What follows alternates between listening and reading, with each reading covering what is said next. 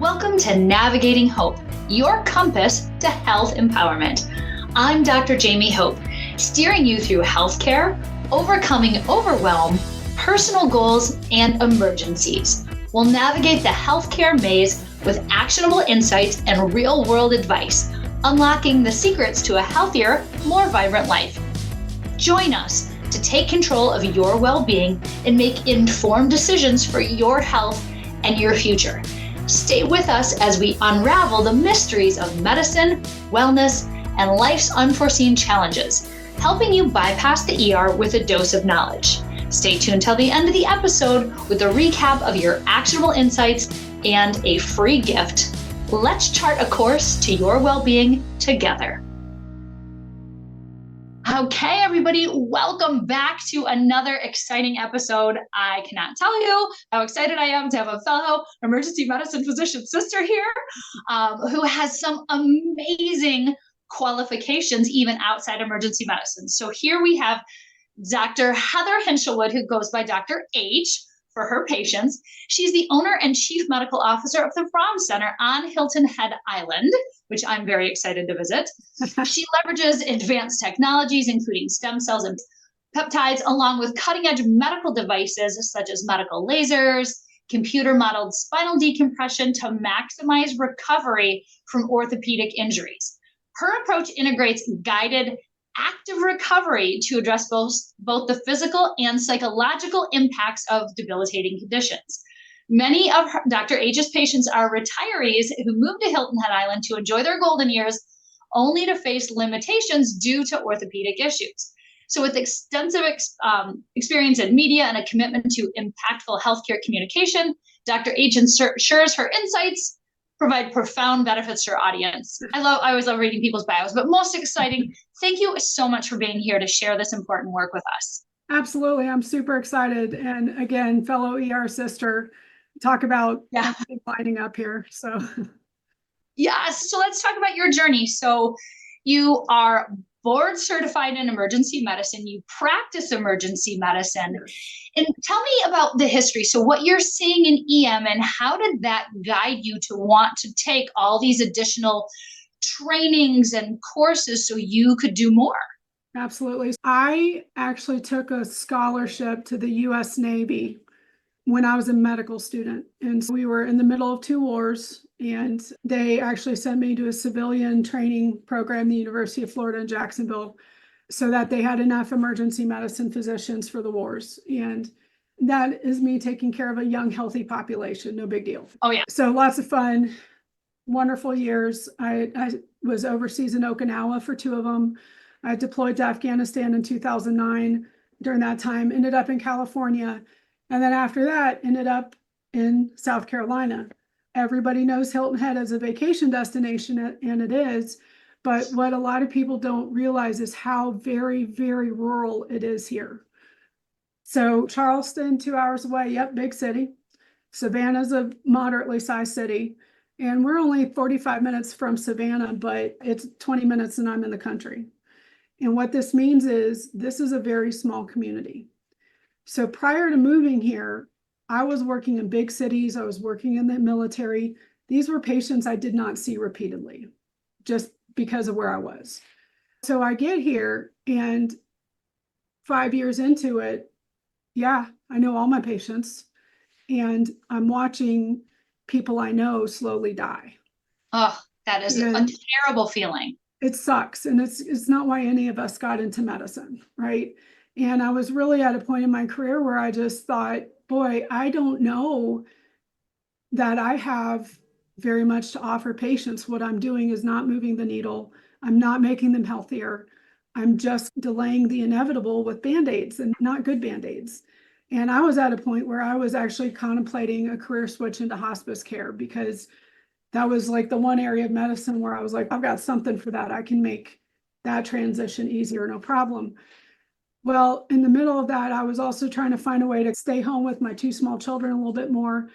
And I responded to an ad asking for a physician to work part-time doing injections. And I was like, well, it's just over the bridge from my house. And I'm an ER doctor. I can put a needle anywhere, no problem. We do not scare easily. No, So, I'm like, this is the most relaxing thing I'll do all week long. It's fine.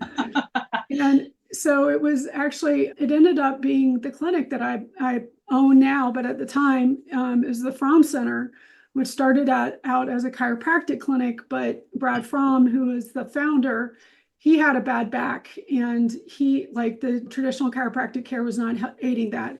So he had started looking at stem cell therapies and needed a physician, obviously, to carry those out in the clinic. And I didn't know anything about it. I was like, well, fine, I'll do it because it's right near my house. I can do technically I'm fine with that. I thought I'd maybe make people feel better. I didn't really know. I thought it'd be like steroid injections. And holy cow, my first month, I am watching my patients have these debilitating and horribly limiting joint injuries that were completely reversing themselves in days. wow. And that was the first time in years that I felt like I was actually making a difference and making people better. And 7 years down the line, Dr. Fromm retired. My fiance and I purchased the clinic from him last year. And we've been doing this for so long that we know all the little things that are going to make patients better, right? Because there's never just one thing going wrong. There's always a lot of things going wrong when somebody Yes. has some debilitating injury.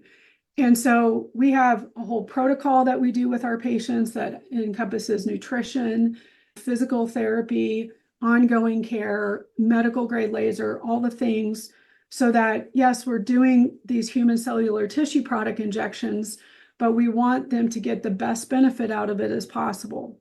And also looking at the underlying issues, obviously, unfortunately, obesity being a huge driver right now of a lot of joint issues, joint and spine.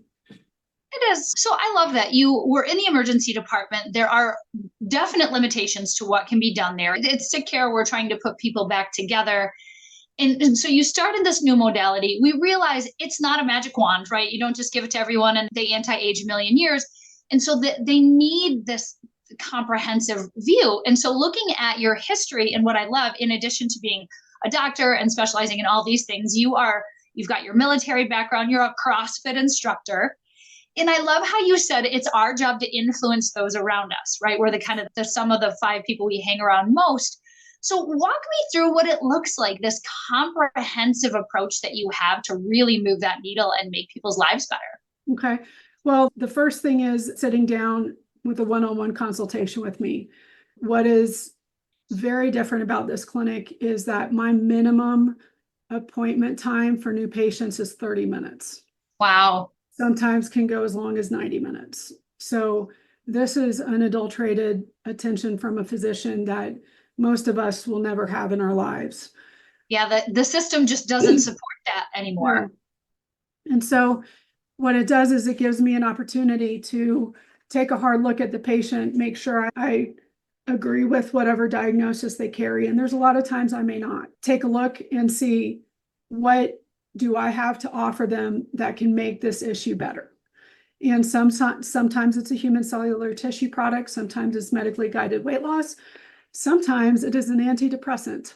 Just whatever it is, there's something else going on here that's leading to this thing that has the patient's full attention. I love that it's not a one size fits all, because that's how you know that it's real. You have to talk to the patient first, see Yes. what's going on before you make a recommendation. And that's why I was drawn to your clinical practice in particular. Yeah. Yeah. And there's no two patients that are alike. I could have a room full of 20 knee patients, and every one of them is going to need something different. Every last one of them. We also get a lot of very medically complex patients, blood thinners. Everybody's got AFib or something these days on Eliquis. They've got bad knees, and the choice is knee replacement, where you're going to have to stop the Eliquis, putting yourself at risk for a stroke or another blood clot. Or maybe you don't have to stop the Eliquis and you don't put yourself at any of those operative risks, and you get an injection with a human cellular tissue product to continue some additional care and really turn it around that way. So it's a very safe option for everybody, but the return on investment there is the biggest with our medically complex and fragile patients that we care for. Nice, because you're preventing them from going through more complicated procedures, Yes. more expense, risk, and all of those things. I love in our pre-conversation before we hit the record button. I need to start recording those because they're always so amazing. We talk about how, everybody loves the most expensive and the newfangled, blah, blah, blah. And I love that you're like, no, that's not always what's best. Tell us about that. Give me an hour in an ER and I can spend $1 million. Oh yeah, easily. Check. And after that $1 million, those patients are probably not going to be where they would hope they would be for $1 million, right? So we have really gotten away from the basics. A couple examples, COVID for one. COVID really brought home to roost our worst decisions as a population. And unfortunately, I thought for sure we'd learn our lessons off of that. We haven't. So things like systemic obesity, nobody going outside, everybody being in closed circuit air conditioning systems, nobody getting enough vitamin D, nobody exercising. Those people that were fit that category were the most at risk, not just for contracting it, but dying of it. And I thought for sure this will get our attention. No, it hasn't. But that's the reality is ventilators aren't going to move anybody where they want to be with COVID. These big immune modulators not doing the trick. But if you just go outside and get some exercise and not be in the AC all day long, that's a whole different story. But that is not a big expensive drug that's going to make a lot of money. So there's nobody lining up to do a randomized controlled trial about how people do with these more basic interventions. Amen. I mean, really, that's our biggest problem with medicine. If I could highlight anything, it's that. And so when you hear a trusted physician saying, here are some interventions that you can do in your real life that don't cost money, it doesn't benefit you directly cost wise to tell these things to people, but you know that this is the best and your patients are going to have the best outcomes if they do this. Yeah. And the reality is, like, I didn't go into emergency medicine because I wanted to have a full emergency department all the time. I wanted to go into emergency medicine just to fix the people who need it. And if we could get to the point where very few people require fixing, that's amazing. Yes. But, we're not there. But I also found myself having the preventative medicine conversation. Somebody just had a stroke who's about to fly out for a thrombectomy. I'm saying, dude, you are young. You've got to stop smoking and you've got to lose some weight. I don't have enough medications or interventions in the world to fix you if you don't make some changes to your life. I can give you pills, but I can't do these things for you. Yeah. And realizing how much time I was spending having those conversations with my patients and trying to impress upon them the importance of those things, that's really what I've spent a good amount of time on this part of my practice doing. Another example, we had a young guy come in, like younger than me, who became a quadriplegic all of a sudden one day.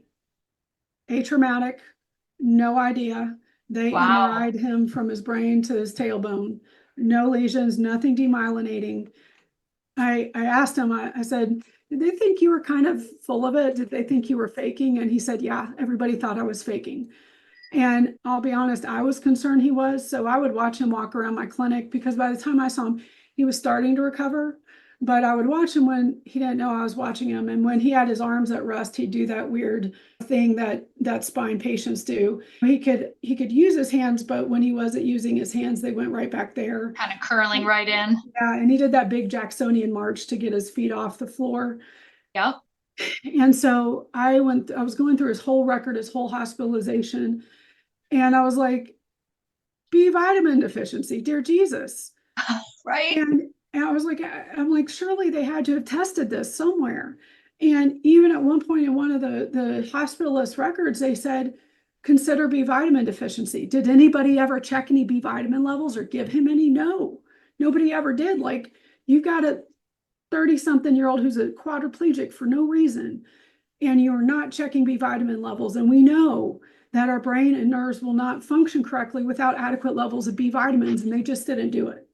Wow. I think that guy got immune globulin. How much is that per dose? Right. Oh, Lord. I don't even know the cost of that, but I know it's not cheap. Right. And so I'm also being in emergency medicine.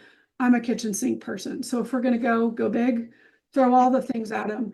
And so when I saw him, I did feel, obviously, I felt an urgency because a 30-year-old should not have that kind of disability, right? Right. And I didn't wait to check vitamin levels because some of my vitamin levels I can't get back for 10 to 14 days. So I just started loading him with B vitamins. We started the human cellular tissue products, and he improved within 48 hours. And by the time he left our clinic, at rest, his hands were normal. He was walking normally. He no longer needed a cane or anything to walk. But we've forgotten those basics, like our brains can't function without B vitamins. Yes. No. Yeah. These aren't magic wands. These aren't snake oils. This is science. Right. But we get so excited about all the latest contraptions, we forget that those like sleep, nutrition, exercise, vitamin levels. Yep. Absolutely. Wow. So I really think, we as a community need to get back to that. Nobody's going to bring us back to that other than us. We're not going to have big pharma encouraging us to look at vitamins. Definitely not. Does not make them money. That does not drive up their shareholders' stake in the company or whatever. It's on us, really. Right. So you have your population, you've got a lot of retirees there. They want to have that quality of life. They're living a great life. They want to enjoy what they have left, time with the grandkids and things like that. So what kind of modalities do you have available for people that say, I'd love to go walk on the beach with my grandkids, but oh, my knee, my back, my this, my that, all of the above? Yeah, we have a number of things, and that is something incredibly common that we hear here. After living all over the world, I chose to stay on Hilton Head. I don't know. Have you ever been here, Jamie? No, that is on my list. I need to come visit. You got to come and let me know when you come. I'll hook you up. I want to visit you. Yes. This will be great. Dude, little background on the Low Country. Number one, there's so much history here. The amount of history is unbelievable.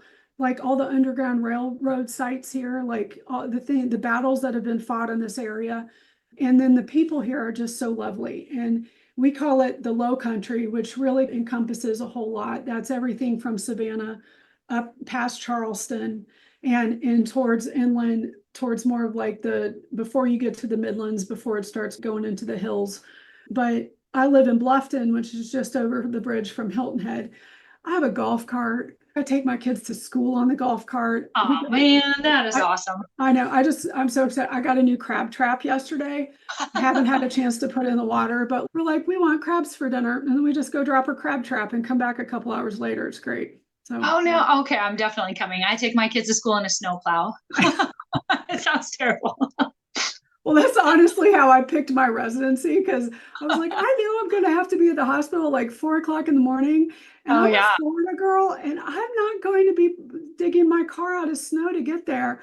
And so I ended up in Jacksonville. And so I go sleep on the beach. I was just, yeah. Yeah, that sounds amazing. I'm in summertime now while we're recording this, so I'm feeling it. But man, in the winter, and it's gray here. I'm in the Midwest, a little bit north. I get depressed.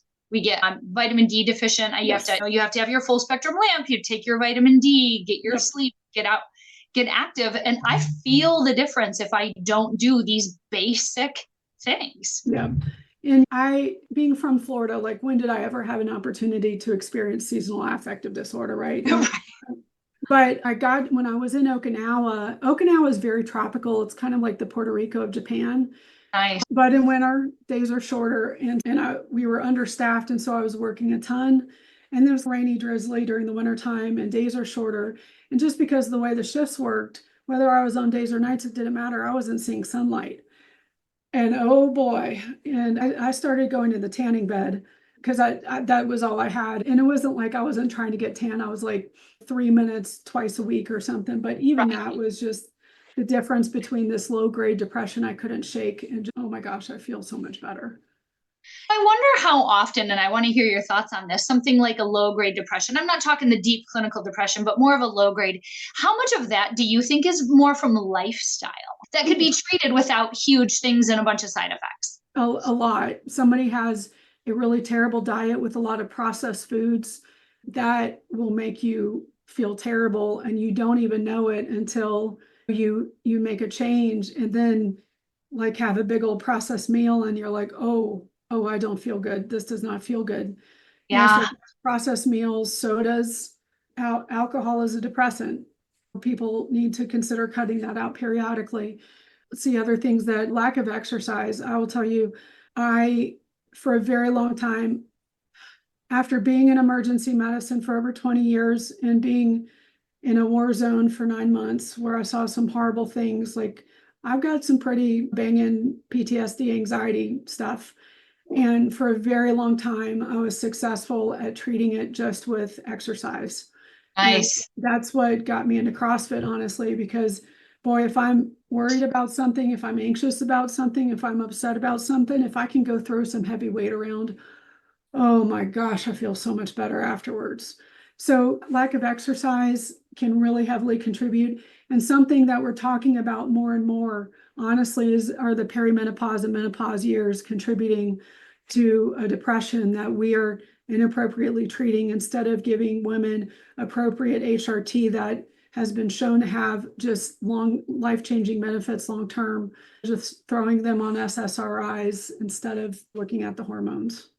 And I find that so fascinating because the data for these SSRIs, these selective serotonin reuptake inhibitors, the common antidepressants, Prozac, Pax, what have you, the data on that is not stellar in terms of giving patients recovery, which I find fascinating. But the data, the actual science behind appropriate hormone replacement therapy, not only shows improved mood and sexual function, but decreasing your risk for fractures, diabetes, stroke. So when you look at the evidence of one versus the other, it's not even close. No, it's like night and day. And the other thing I find so concerning is the benefit it's shown at preventing dementia in women.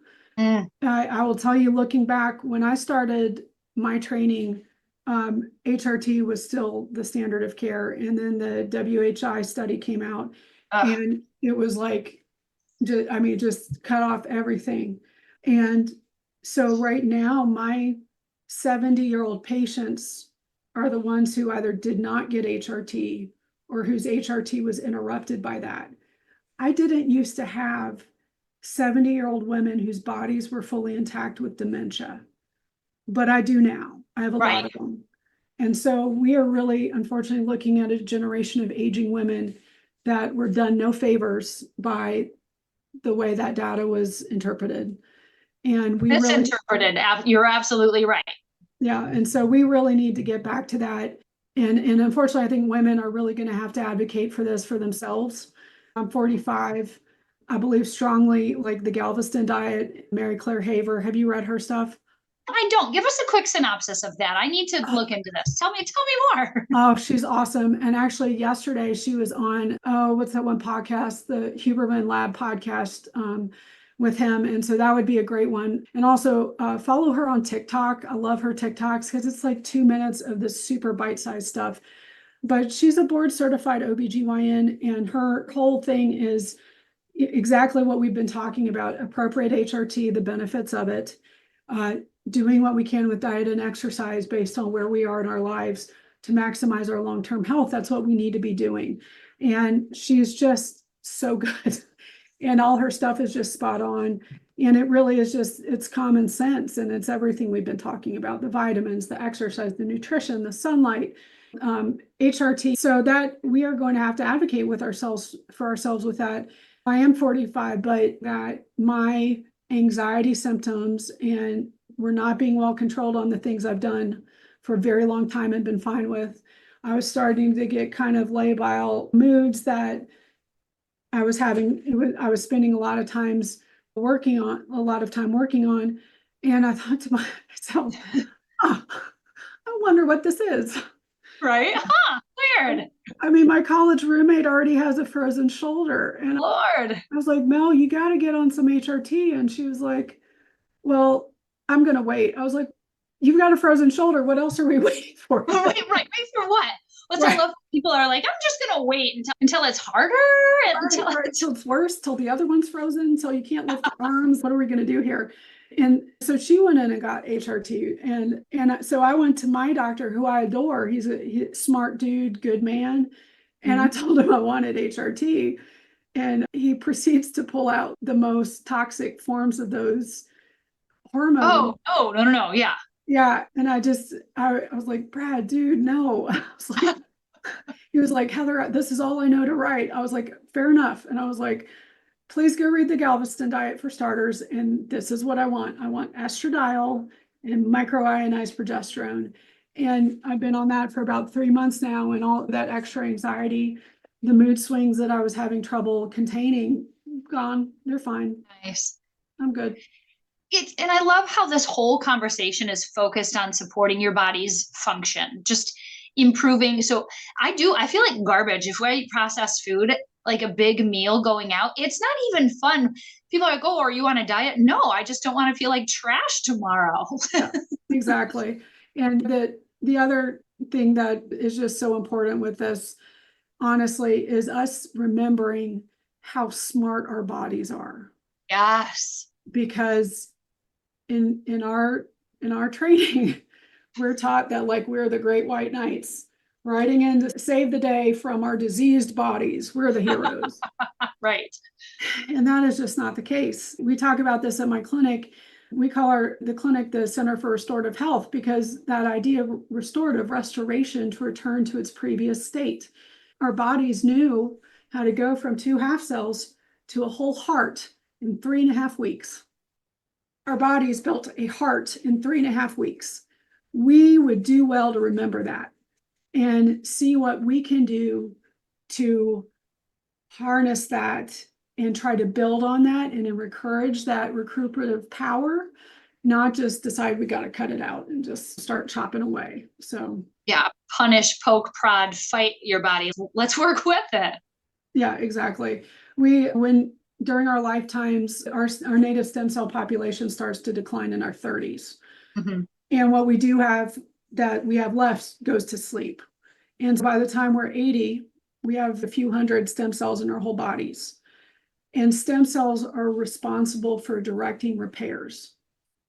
So when we have a body with few stem cells, the ones we have are asleep, like we're not going to be able to heal a whole lot. And that really is the next phase of medical research and biotechnology, is figuring out how to reactivate our native stem cells, how to get that population back up, and how to get it directing repairs again. So let's talk about that. So unfortunately, there is some controversy even associated with the word stem cells. And I think a lot of that comes from misunderstanding of the source of what it is. Stem cells exist in us. It's what created us. So can you give us just a quick primer? Yeah. What is a stem cell, so we know how we can utilize this as a technology? Absolutely. So stem cells are undifferentiated cells that are capable of turning into any different type of tissue. They also play roles in telling cells not to die. When you've got a stroke, if we can control the cell death around the injured tissue, that really limits the severity of the stroke, right? It also it's inflammation, because what inflammation is an SOS signal, right? Yes. It's saying, hey, I tore this meniscus is torn. I need to fix it. Help me, help me, help me. And it's sending up these inflammatory markers, trying to attract those stem cells to the area to start the repairs. Okay. So I've been doing this long enough. I've gotten quite the front seat to the regulatory history of this. Oh, I bet. Go ahead. Give us the skinny on that. Well, it has been the Wild West for sure. And it does not need to be the Wild West. And so we've been experiencing big swings in the regulatory environment regarding stem cells. So initially they were not well regulated. There are some very public bad actors. It's the problem right there. Livion would be, if anybody knows the history, Livion is the big one everybody thinks of. I have some experience with them too. Very interesting. And yeah, but the thing is, everybody can see this promise, right? They can see the power in it. And it attracted some people who were fly-by-night, pop-a-tent, snake oil salesmen. Absolutely. It doesn't change the fact that the science is there and the efficacy is there and the power is there. So in response to those bad actors, the FDA came in and started laying down the law, which they needed to. The trouble is, And this is something a lot of people get caught up on. The FDA, Food and Drug Administration, okay? Stem cells are neither a food nor a drug. They are a cellular tissue. There is a section of the FDA that is trying to jam stem cell products into the drug category, and that is not what they are. And so people like to use that phrase like, it's not FDA approved. Well, there are lots of things that we do that aren't FDA approved. They're not meant to be FDA approved. Yeah, neither is drinking enough water every day. And right. Looking both ways before we cross the street. That's not FDA approved either, yet we know it's the right thing to do. They have approved a few things that are a little questionable. So they're not perfect. Right. They're not perfect. They're trying to settle the regulatory space out. That being said, I don't think we can ignore how much money Big Pharma sends to the FDA. Right. Because so you got one, let's say a knee replacement in the US costs about $80,000. Right. That's if everything goes well. Yes. Okay. So that's $80,000 to hospitals, to the manufacturers of the products, anesthesiologists, the surgeons, the nursing homes, physical therapists, rehab, like I can keep going, all the people. Oh, yeah. So if we start to recognize that human cellular tissue products have the efficacy and the power to replace joint replacements in some patients, that's $80,000 that's gone. Right. Those big interests that have easy access to the FDA, who are already giving the FDA and their lobbyists a lot of money. And so we're also not playing on an even playing field here, right? We're not looking at these options with an untarnished view. So that's another thing. So right now, in response to the bad actors, and I think also with the outside interests nudging things along, the FDA really swung too far the other way. And they started saying things like, you can't even say the words stem cells, which it's a scientific term. What do you mean I can't use those words? I mean, so I love the nonsense rules. You're like, what? Yeah, regenerative medicine, like that became their new verboten thing. Like what? And Lord. So just silliness and shenanigans. Well, what's happening right now is, number one, the veteran population is moving this issue along, okay? Which the veteran population, I think, is what's going to get stem cells into a mainstay therapy, because most of us are young and fairly healthy. And it is a terrible idea to give a 30-year-old a knee replacement, right? That is not even appropriate.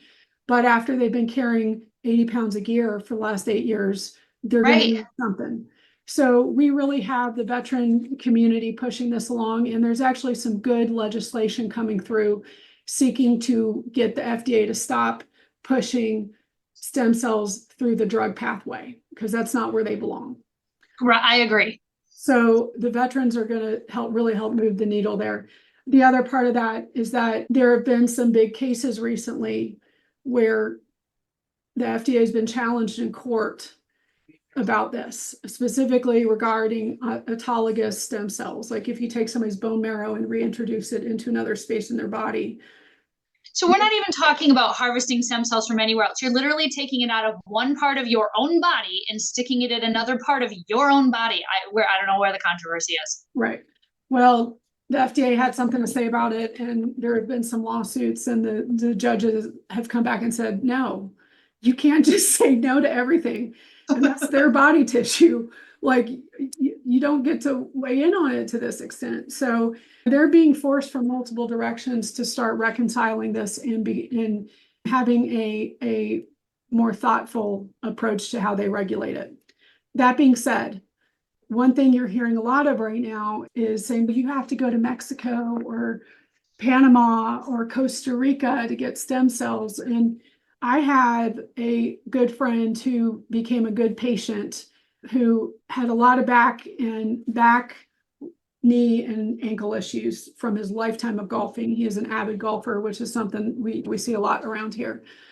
And I had him all excited about care, and he called me and he was like, he was freaking out because his buddy in Tennessee had sent him this big article or this like long email in begging him not to get stem cells on Hilton Head because obviously like all these fallacies about him. And I was reading through the email with my friend and I was like, no, this isn't true. This isn't true. This isn't true. Yeah. And I said, as much as we may be frustrated with the FDA about how they've approached the regulation of the stem cell industry, what I do want is the FDA regulation of tissue products when I am looking at a tissue product for myself. Right. Absolutely. You want it to be safe. You want it to be what it says it is. Those are all good things. Right. You want it to be appropriately tested, just like you would want a heart transplant or a blood transfusion to be tested. We want all those things. And I don't have the blind faith in those other countries that will in fact be the case. And the reality is there's no reason to leave the continental United States for that kind of care because we do have those capabilities here in the United States. And there are some really good labs making some amazing products. And I'm not the only clinic like this, but I will tell you, I don't know of another clinic that does it the way we do it. Nice. So a lot of clinics that offer human cellular tissue products are not physician-led. They are more driven by mid-levels or paramedical professionals like chiropractors. And that's not what happens here. I'm here 5 days a week. I'm the one who owns this clinic. You're seeing a board certified MD. Yes. For these. And I really do think that's key. Because there are a lot of bad actors out there, the red flags. Oh, this will cure everything. This will, it's magic. You don't need to eat healthier, exercise. This will just fix all your ailments and you can continue bad lifestyle choices. Like those are red flags. And somebody who doesn't have a degree. Right, right. Worrisome to me. It's shocking to me. I'm from Orlando. And my mom got a letter in the mail from one of these, come to a dinner about stem cells. And she shows up and she was just like, oh boy. Yeah, the guy who presented, she was like, so who does the shots? And he was like, well, Dr. So-and-so. She's like, isn't Dr. So a chiropractor? Well, yeah. What? And so, you really, because we are still in the early days of the therapies with human cellular tissue products, it is still important for patients to look around for the right clinic that does, like you said, is not promising things that are unrealistic, that does have the professionals who are qualified providing the care and is there to be with patients every step of the way. That was one other thing that the FDA really came down hard on in these clinics. I would set up shop in a shopping plaza and disappear the next day. And this clinic has been here on the island for over 30 years. I see my patients twice a week for a month after I do their injection. So you don't just biopsy their wallet and then hit the road. And even they could call me 8 months from now and say, something's wrong with my knee still. I'd be like, come on in. I'm not charging them another $500 to come, see me. It's, I already worked on you. Let's see what's going on. So, right. That level of integrity is huge because I worry about the lack of integrity in some other places serving as a barrier to people getting access to these modalities that can help them. Yes, absolutely. Yeah, and integrity is key. Relationships. One thing that is interesting here is you touched on the retirement population that we have. They move down here to do the golfing and the fishing and the beach. People who have worked their whole lives and then they get here and they can't golf because their shoulders hurt too bad. That's just heartbreaking to me that somebody would work so hard and then be faced with not being able to do the thing that they put off for years. Right. And that's a big part of our population, but we do also have a good chunk of our population that is not from here. So probably I would say a third of our stem cell patients are from out of the area. We coordinate their care when they go home too. They're doing their research and coming to a place they feel comfortable, even if it involves a little bit of travel, because it's safer to get the better outcome. Absolutely. Yeah. Excellent. Wow. I love it. I love that you have this comprehensive approach. You see your patients through the beginning. You don't have a magic wand. You have science and logic and reality. Yes. Love. These are such lovely things. So whether you're utilizing the tissue or you're utilizing peptides, helping support exercise. I did want to do just like a brief back to exercise. I like what you said about exercise where they're at. So you don't just tell everyone, okay, go do CrossFit if you're 73 and obese and have two bum knees. It's exercise is patient specific also. Tell me about that. Well, let me start out by saying I do tell a good chunk of my patients to do CrossFit because there's not another place around here where you get the level of coaching and guidance that you do in CrossFit. And nice. Especially with my patients who have not worked out before, right? They do need that level of professionalism and that amount of guidance. I tell people, I'm not going to name gym names, but some places that I guess kick you out when you try too hard and you have a monthly membership to, they'll tell me, oh, I joined that. I'm like, you're not making me feel any better about this because I know you don't know what to do with any of those machines. Right. And here, like we've got two really good CrossFit gyms in our area. Right behind us, we have Coastal CrossFit. It's owned by a physical therapist. She's wonderful. Nice. The CrossFit I go to in Bluffton, CrossFit 843. Oh my word, talk about some amazing coaching. And if I'm telling somebody they need to exercise more, that's where I'm going to send them. So even within CrossFit, it's personalized to your ability level. See, that's I think a lot of people just picture some hard body 20-year-old and they're like, I can't do that. That's not going to work for me. But even within that, you can find your own ability level. Yeah. You mentioned like the 73-year-old obese patient with a bad knees. Yeah. But that's the thing about CrossFit. It's infinitely modifiable. So our workout today was like 12 sets of either 300-meter run or 300-meter row. Okay. If I had that patient, probably not going to be 300 meters, but it could be 50 meters and then the 1 minute break. Let's do that 12 times. So, meeting people where they at, but also knowing that you're going to have to challenge yourself to get through this. And one thing that we are not paying enough attention to is weight training. And we have so many terrible physical fitness and nutrition ideas left over from the 80s. It's so Lord, right? funny. Where do I start? We could do a whole podcast just about debunking nonsense. Let's schedule a part 2 for real. Oh my God, it's bonkers. I mean, it's just, it's fat free. It's in a box. Like what? No, eat the avocado. It doesn't rot. That's so bad. I'd rather you have the avocado than have that, whatever that is. I don't know. Like, right. And the idea too that, well, if I want to lose weight, I need to do cardio. And what we do know is that if you do cardio alone, you will gain weight. And we need to run from bears or alligators, as it were, down here. Yeah, I was going to say, in the north, we say run from bears or something like that. There's not as many alligators here chomping us through the snow. No, there are alligators here. I will tell you, though, that in the south, we do have bears. And actually, Florida or Orlando has a really bizarre bear problem right now. Oh, that's hilarious. They're just eating all the Disney food, like living their best life. They're going through downtown. I'm talking near my mom's house. Like they're in the trees in the backyard. So it's kind of crazy. But, oh my gosh. Yeah, you do need cardio to be able to run from things, right? There's a reason for that. But we need to be able to pick up heavy things too. And my least favorite exercise in CrossFit is burpees, right? But the thing is, if you can do a burpee, you can get yourself off the ground. Yes. And all of us have to be able to do that. So I do send a lot of my patients to CrossFit. We have, and I think this is everywhere, a dearth of something in between doing what you've always done and going straight to CrossFit. There's actually a company here that has the capability of doing that. I'm trying to coax them into offering that because they do have those services. They just use them as part of something else. But I'm like, if I could please send these deconditioned sick patients to you to get in the pool and do the exercises with your trained team, like that would be amazing. So I am working on getting some of that around here because we do need that. People are not going to be able to just keep sitting on the couch after I give them injections. They can, but they're not going to be happy with what they get.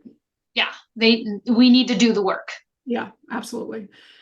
We just have to. And so many of us have preconceived ideas about how little we can or can't do. And we let those rule us. use another one of my college roommates as an example. She comes up to here on me. She's this tiny, she's had 3 kids, right? And she's an interior designer. I know she can pick up heavy things. And it was during COVID and they had come to my house to visit and I'm outside. This was my COVID like gift to myself is I got a bar, a weight rack and the full set of weights. Cause I was like, Nice. if I don't lift Love weights it. through this, I'm going to lose my mind. Absolutely. Yeah. And so they were visiting and I'm outside doing front squats or something. And she comes out and picks up my 5-pound weight and starts doing like a single bell deadlift with 5 pounds. I was like, what are you doing? And she was like, well, I read that it actually works better. And I was like, no, that's not how that works at all. I was like, Jen, I know you, I was like, if Janie were pitching a fit on the grocery store floor, what would you do? She's like, well, I'd pick her up and drag her out of there. Right. And she weighs 40 pounds. So maybe pick something heavier up. Okay. Yeah. Don't be afraid to pick up heavy things, everybody. Do it safely in a way with good body mechanics, but pick up heavy things. Yeah. I'll tell you a funny story. Nancy Mace is our US representative from this area. And just so if y'all hear some background noise, we still have patients being seen in the She's clinic. coming to us live from her clinic. That's how important this is to her because like educating people about these healthy lifestyle choices, she's actually has a full clinic day and has stepped aside. So don't mind the background noise. Yeah. So I love Nancy Mace. The story with her is she was the first woman to graduate from the Corps of Cadets at the Citadel. Nice. Yeah. So she's pretty hardcore, right? And so now she's in the House of Representatives.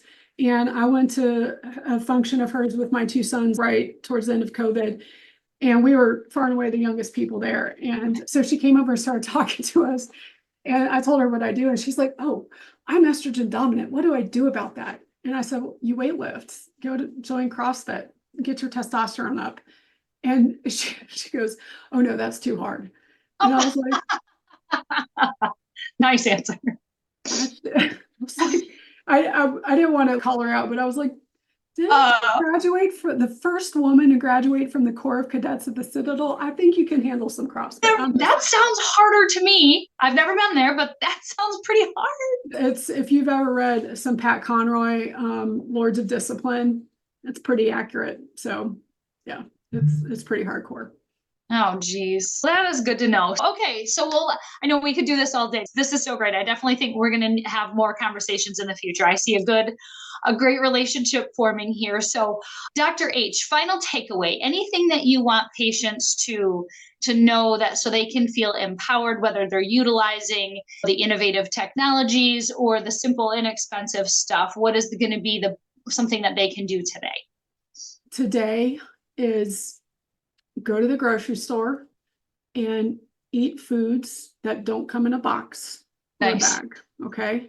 So steak, chicken, fish, veggies, fruits, something you have to prepare, something that used to have eyes or lived in the ground or on the ground. Okay. Nice. So fresh, non-processed foods, go for a walk, out in the sunshine, go for a walk, start seeking out opportunities to do things like lifting heavy weights in a safe way. When you are faced with an obvious need to go do things like that and you don't know how to do them, look around for the help and the guidance. Okay. Even if it is overwhelming, do yourself a favor and don't let the fear dictate your decisions, because the reality is usually so much different. So even if it is, boy, I do know I need to lift weight, I don't know how to do that. Don't join the gym that hits the buzzer when you try too hard. Don't do that. Go to CrossFit, because you find a community like that. Here's the thing, like the most cut, amazing athletes are going to be the ones cheering you on and high-fiving you for your hard work. Your hard work won't look like their hard work, but it's still hard work. So going out, seeking those opportunities. And the reality is we in this country have decided that to be healthy, you need a doctor's help. And that is not true.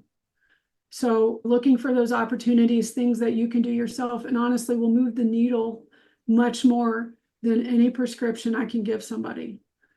Any prescription. If you're smoking, please seek the help. It's incredibly difficult to quit. You don't have to do it by yourself. There are some great tools for assistance, but things like that will make the biggest impact on your long-term health more than anything else.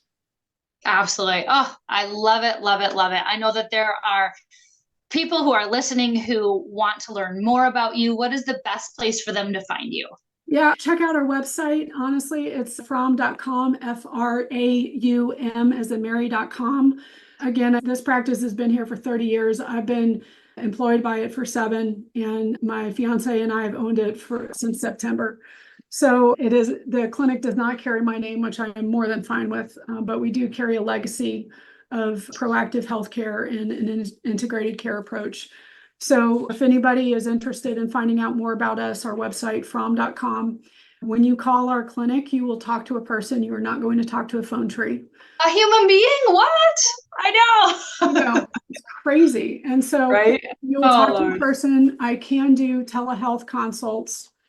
Or, hey, did you know that medical care travel is a tax deduction? Oh, see? Very nice. So people could get the lead up stuff, a little tax deduction. Listen, I love a good tax deduction. I got to go to Hilton Head, see Oh, my so, doctor. I so do. sad. The mileage, the airfare, the lodging, all that stuff within a certain bracket of income, but it is tax deductible. It's not a bad place to see a doctor. Yeah, I was going to say. All right, I'll be there next week. All right. Well, thank you, everybody. Oh, so stick around for your final takeaways and your free gift. Dr. Hinshelwood, Dr. H, you are fantastic. You are elevating the lives of your patients. You're empowering people to restore their own health. And you have such a variety of customized tools to help people. Thank you so much for the years of dedication and training you put into this. You are truly an amazing doctor. I appreciate it, Dr. H.O.P E. Thank you so much for having me. And I just want to, again, thank you you have the vision and you have put it on a platform so that as many people as possible can access it. So I want to thank you for doing that and providing this the way you have. Cool. Thank you. All right. Talk to you soon. Thank you for joining us on this enlightening episode of the Navigating Hope podcast. Today, we had the privilege of speaking with Dr. Heather Hinshelwood, a dedicated physician, owner, and chief medical officer of the Center for Restorative Health on beautiful Hilton Head Island. Here are the 5 key takeaways from our conversation. Number 1, a comprehensive approach to health. Dr. H emphasized the importance of a holistic approach to healthcare. Rather than offering a one-size-fits-all solution, her practice tailors treatments to each patient's unique needs, ensuring comprehensive care and a plan that addresses the underlying causes of the health issue, not just the symptoms. Number 2, the power of regenerative medicine.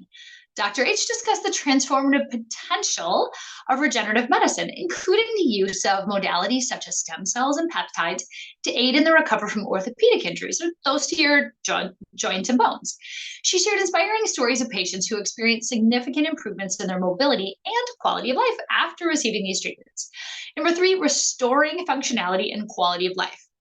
Many of Dr. H's patients are retirees who moved to Hilton Head Island seeking an active lifestyle, but found themselves limited by joint and back pain. Her clinic's protocols, which include some advanced therapies, help these individuals regain their functionality and enjoy those golden years to the fullest. Number 4, the importance of preventative care. Throughout the episode, she stressed the importance of preventative care and lifestyle modifications, such as regular exercise, proper nutrition, maintaining healthy vitamin levels. These simple but effective strategies can prevent many of the chronic conditions that lead to debilitating health issues later in life. And lastly, number 5, personalized care and long-term support. Unlike the rushed and impersonal experiences many patients encounter in the healthcare system, Dr. H offers personalized care with extended consultations, ensuring that she fully understands each patient's needs. Her clinic provides ongoing support, following up with patients long after their initial treatments to ensure lasting results. So those are some of the green flags. Here at Navigating Hope, we talk about red flags and green flags when it comes to physician or a healthcare provider. Red flags being things that make you kind of worry that you would want to avoid, and green flags being behaviors that they do, such as listening to you and following up, that would make you want to go see them. So as a free gift to you, you can download your absolutely free red flag, green flag checklist. The link will be in the show notes, and you can utilize that when you are seeking out any healthcare provider for any of your healthcare needs. It's just another excellent tool on the way to navigating the healthcare system. Remember, your health journey is unique. It is never too late to start making positive changes. So stay hopeful, stay determined, and as always, keep navigating your journey with hope. Thank you for tuning into Navigating Hope with me, Dr. Jamie Hope. It has been an honor to navigate the realms of health and wellness with you today. Remember, in the journey toward a healthier life, knowledge is your compass. If you enjoyed our time together, please share, like, and subscribe to Navigating Hope. Join us next week where we'll continue to empower your health journey, arming you with the wisdom to navigate life's challenges and keep the emergency room in your rearview mirror.